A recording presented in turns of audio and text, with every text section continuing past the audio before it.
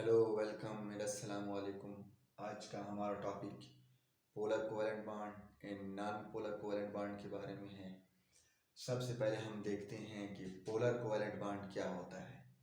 The covalent bond which is form between atoms having same electronegativities.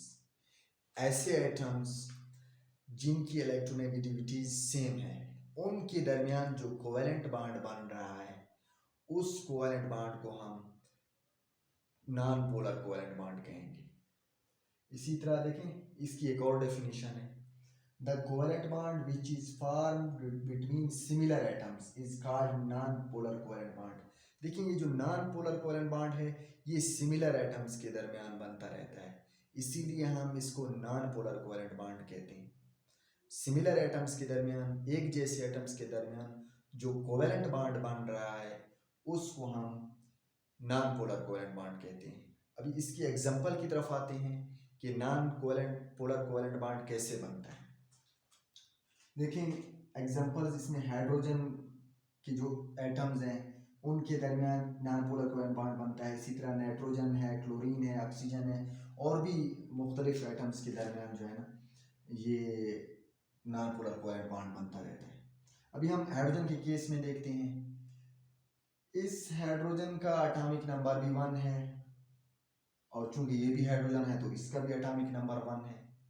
अभी इस hydrogen को stable होने के लिए फर्दर इसको भी एक इलेक्ट्रॉन की ज़रूरत है और इसको भी एक इलेक्ट्रॉन की ज़रूरत है। तो ये आपस में इलेक्ट्रॉन की शेयरिंग करके ये कोवेलेंट बॉन्ड बना रहे हैं। और चूंकि ये सिमिलर एटम्स हैं, दूसरा इन दोनों की इलेक्ट्रोनेगेटिविटी सेम है। इधर एक भी बात मैं कंफर्म कर लूं कि इलेक्ट्रोनेगेटिविटी है क्या।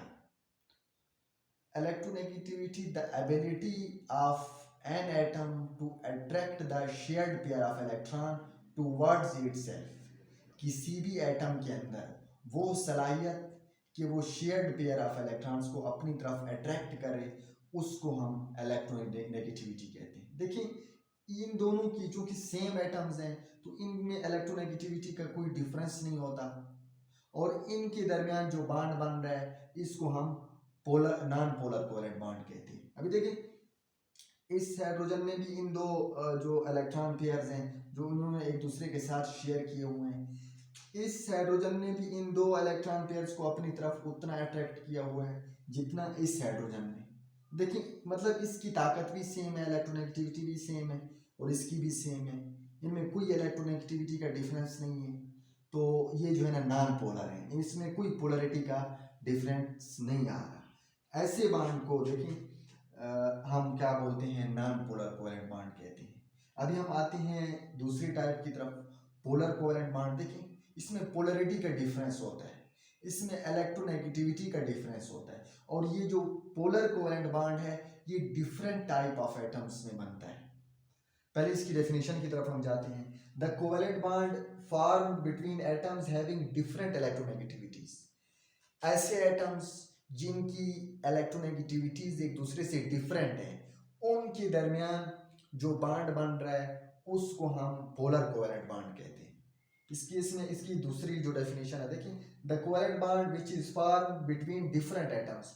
अमूमन जो पोलर कोवेलेंट बॉन्ड है ये डिफरेंट एटम्स और डिफरेंट इलेक्ट्रोनेगेटिविटीज वाले जो एटम्स हैं उनके दरमियान बनता रहता है। ऐसे बॉन्ड को हम पोलर कोवेलेंट बॉन्ड कहते हैं।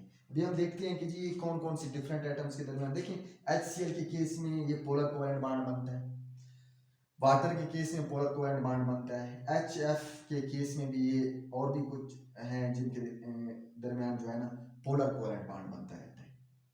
अभी हम देखें, अगर ये हाइड्रोजन है और क्लोरीन है, हाइड्रोजन का एटॉमिक नंबर 17 है, सॉरी क्लोरीन का एटॉमिक नंबर 17 है। क्लोरीन के आउटरमोस्ट शेल के अंदर 7 इलेक्ट्रॉन्स होते हैं। हाइड्रोजन का एटॉमिक नंबर 1 है।